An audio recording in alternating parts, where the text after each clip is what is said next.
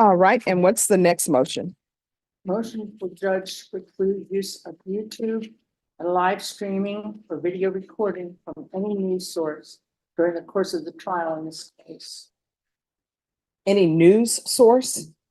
It's my understanding, Your Honor, some news agency in town is going to live stream this or intends to. All right, I have no control over what a news person will or will not do.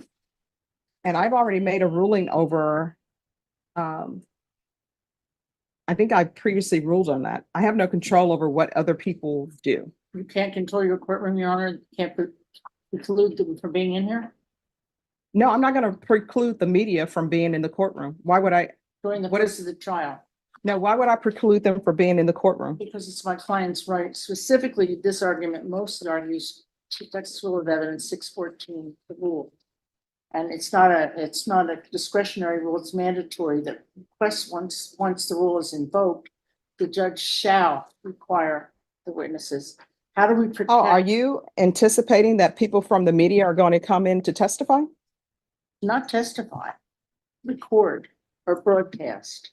And the point is, under 614, we're supposed to be allowed to have witnesses testimony separate and no commentary and no viewing of it. Every witness is able to look on YouTube to see what's going on in the court. All right. Which means every bit of testimony will already be heard. TRE 614 is not just for language. It's about the rights of the client.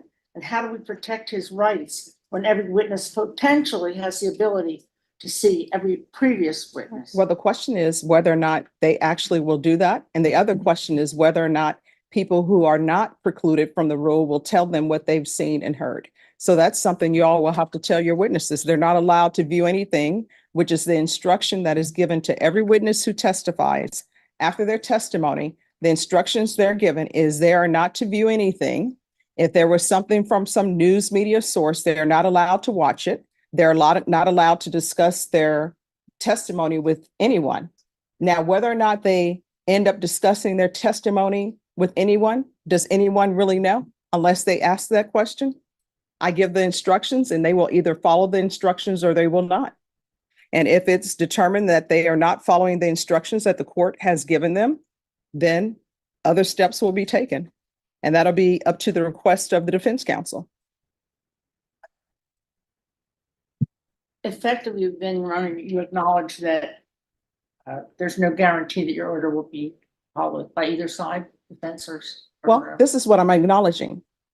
Can you make a guarantee that if there is no media up, whenever a witness completes their testimony and I instruct that witness that they are not allowed to discuss their testimony with anyone, can anyone here guarantee that that witness is not going to discuss their testimony with anyone? Absolutely not. So- However, your testimony will be available to anybody to see. Mhm. And that's, I believe, a denial of my client's constitutional rights and statutory rights, specifically under Texas law with the Texas Rules of Evidence. All right, your motion to preclude media, your motion to preclude YouTube is denied. Thank you, Your Honor. You're welcome. Now, Your Honor, I have a medical appointment. I advise the court beforehand up at the medical center. So it's Ms. Efron's motion on the suppression. So I'm asking you to excuse now. My client doesn't object. All right, Mr. Ruiz, can you raise your right hand for me, please? Do you solemnly swear or affirm the testimony you give will be the truth and nothing but the truth, so help you God? Yes, ma'am. All right, state your name for the record. Jose Angel Ruiz. All right, you understand that technically Ms. Conley is your first chair attorney on this case? ma'am.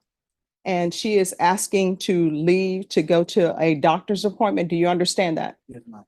Do you have any objections to her leaving? No, ma'am. Are you waiving your right to appeal as it relates to her leaving the courtroom during these motions? Not sure what that means. All right, you want to discuss that with your attorneys?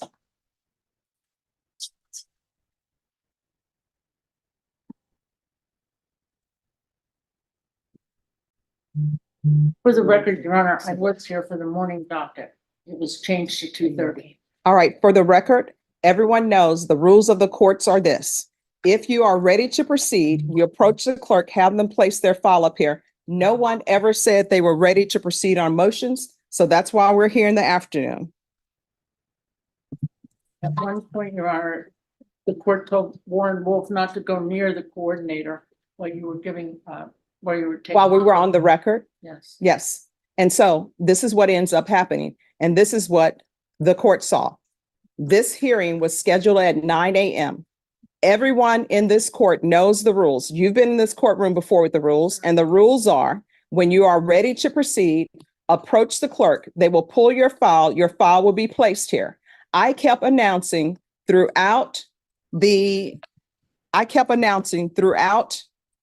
court hearing today, hey, we are recessing exactly at 12. I said, nobody rush the court at 11:45 because we're recessing at 12. Nobody moved. People still were chatting and laughing in the box.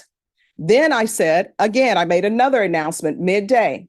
Everyone, you all need to move with the purpose because we're recessing at 12. And then at 11:52, that's when I got an announcement that, hey, you all are ready on Ruiz. That's the first time anyone said y'all were ready. Nobody ever asked the clerk to pull a file. I cannot read minds and think that people are ready when they're not. So we're back to my question, Mr. Ruiz. Are you waiving your right to appeal as it relates to your counsel leaving the court today to go to her doctor's appointment? Yes, ma'am. All right, thank you. Thank you. May I have excuse? Yes.